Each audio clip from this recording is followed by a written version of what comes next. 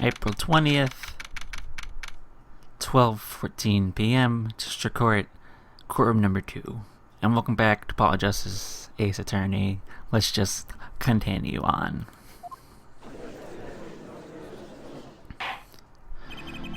Clout will now reconvene.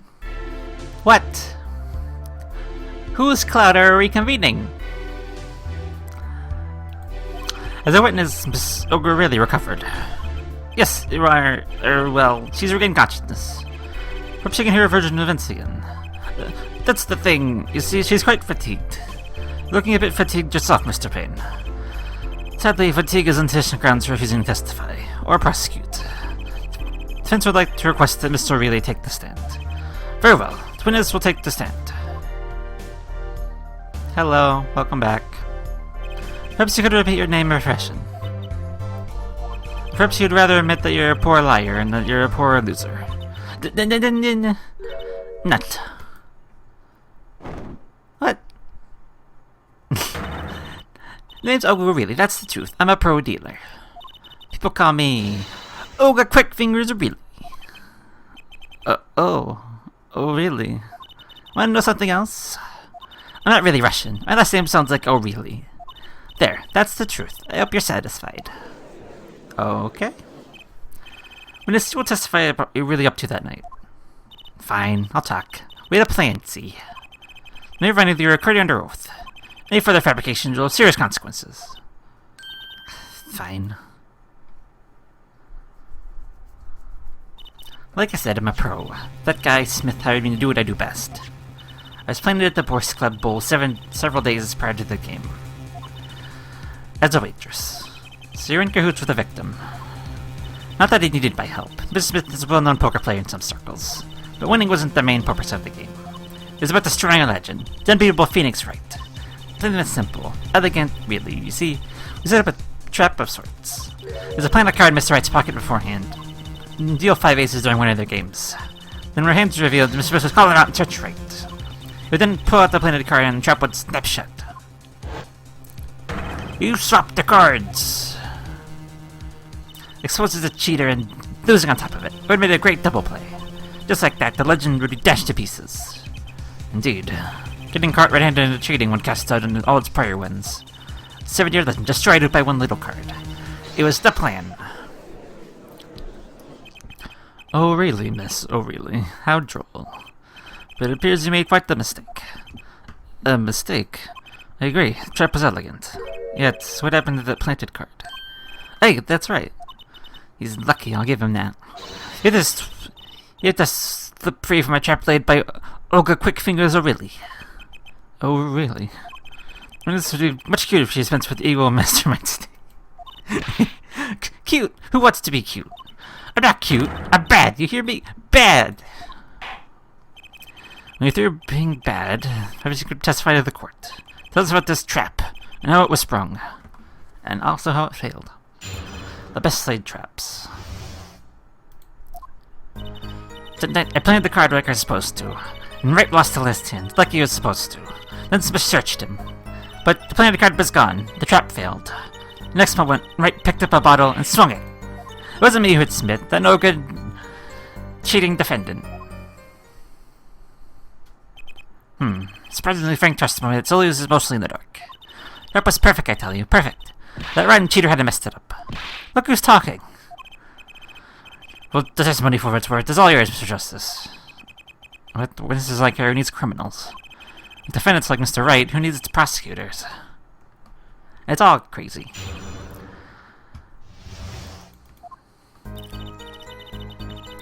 Did you? This planted card. Which card was it exactly? The trump card. The 5 of hearts. Let me guess. Mr. Wright was supposed to switch the 5 with the ace to make a full house. At least that's what you're going to accuse him of doing, thereby ruining his legend. I slid it into Mr. Wright's hand. His pocket. That's what I meant. When was this? Why, before the match, of course. While I was eating. At the Bush Bowl Club, we saw Bush. And suckers. I'm never to go there. Of course, the card was make its grand debut during the game. Like a good Bush good plot must be cooked up early and allowed to thicken. He lost a hand, and then he searched him. So everything went according to plan. Exactly. Fifth ace come up, so it's obvious the switch went off without a hitch. Once the extra card was found in his pocket, Wright would have been forever known as a cheat and a fraud. There are worse things to be known as, I suppose. That's what happened with the search. It was gone. The card disappeared. Yeah, my trump card, the 5 of hearts. Gone, without a trace. Poof, Zippo. We searched every nook and cranny, even inside his cute little hat. But the card was nowhere to be found, is this correct? Never in my long, storied career has Quick Fingers really been so readily duped. Oh really? So what had happened to that 5 of hearts? Don't look at me. Why don't you ask that cheating, lying, two-faced defendant? This 5 of hearts is still missing in action. And he picked a bottle. Okay. Wait, isn't that a little odd? What's odd? You searched Mr. Wright, thoroughly, and found nothing. Which means he didn't cheat, which means he had no reason to strike at the victim. Well... Oh. What? What was that just now? I sensed something. Something wrong, Mr. Justice? No, nothing, Your Honor. What to do? Of course, always. Mr. Orly, you're hiding something. What are you talking about? Me, Quick Fingers are really hiding something.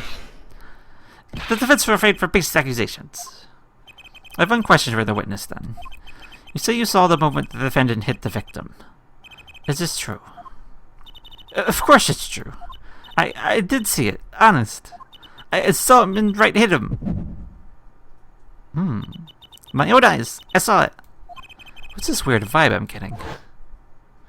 That witness, for instance, Miss Orly, she would touch the back of her neck during certain parts of her testimony. Did you notice? Touching her neck, was it?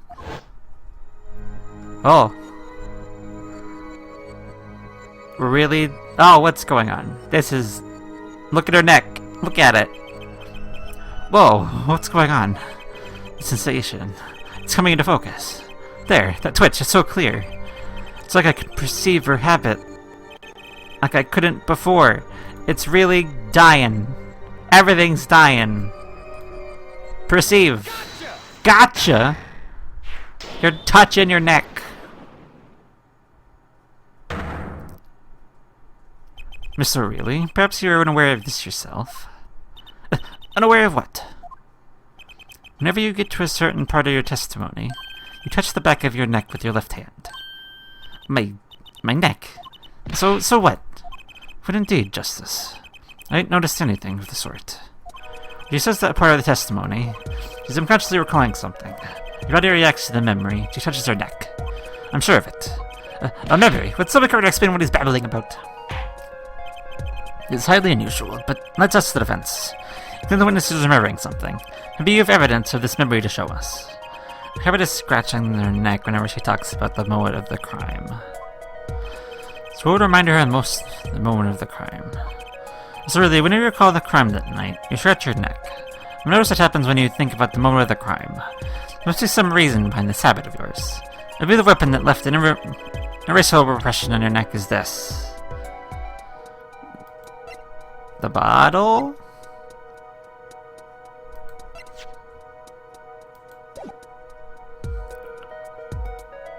The bottle?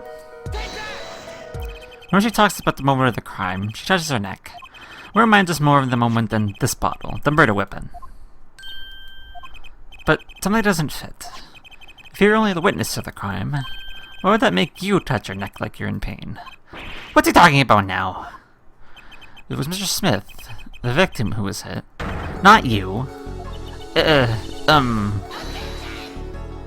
is a precipitation, not a wild conjecture. Just witness habits, they're completely irrelevant. Justice, I'll admit, I'm a bit confused myself. There's certainly a unique cross-examination. I'll explain later, just trust me. Now's our only chance to break her. Mr. Orly, please testify in detail about the moment of the crime. The very moment. Yet, I am knowing nothing. We know you're not Russian. Miss will testify, please, now. Fine.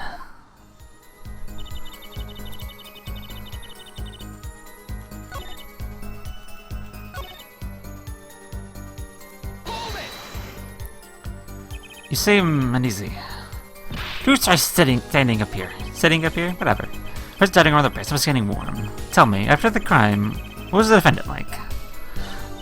Well, he must have been stunned by the weight of his crime. He sat in the daze at that table until the cops came. It's dying. It's dying again. It's really dying. Settle down. Okay, it's fine. Kind of. Intriguing.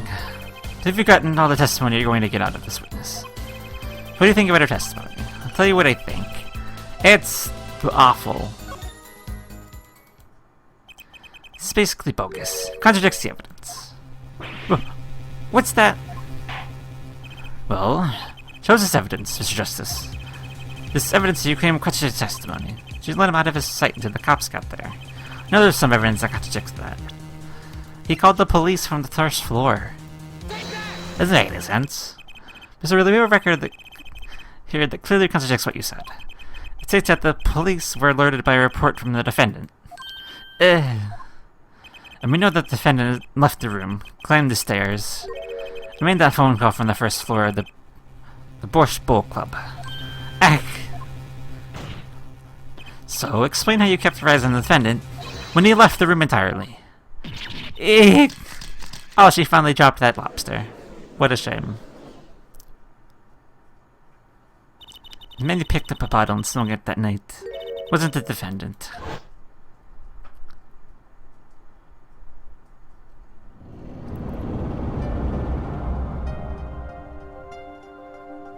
Back to the game.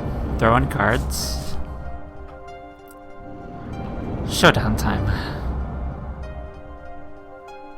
You dirty cheat! Check his pockets, now!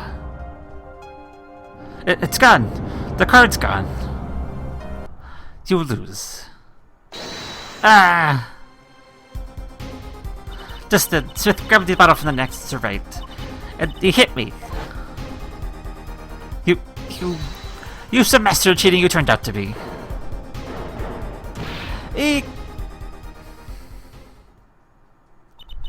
When I came to, the victim was already dead, is that it? That's why I couldn't reveal who I really was. If it came out that I was in the league with Smith, I'd be a suspect for sure. Well, where does this leave us? Badness, this is badness. I'm dreaming. It must have been me who hit with the bottle and imagining all of this. Appears our prosecution is at his wit's end, and frankly, I can't blame him. Mr. Gavin, what do you think about this turn of events? Mr. Gavin, sir? I believe that as the defense in this case, we're compelled to call him really a big fat liar. What?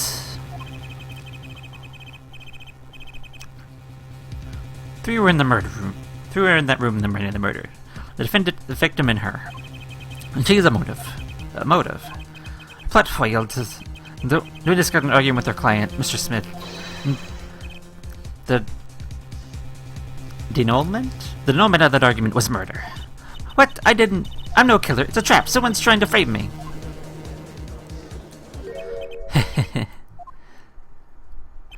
What tangled webs we weave when we practice to deceive. So tangled we catch ourselves in the process.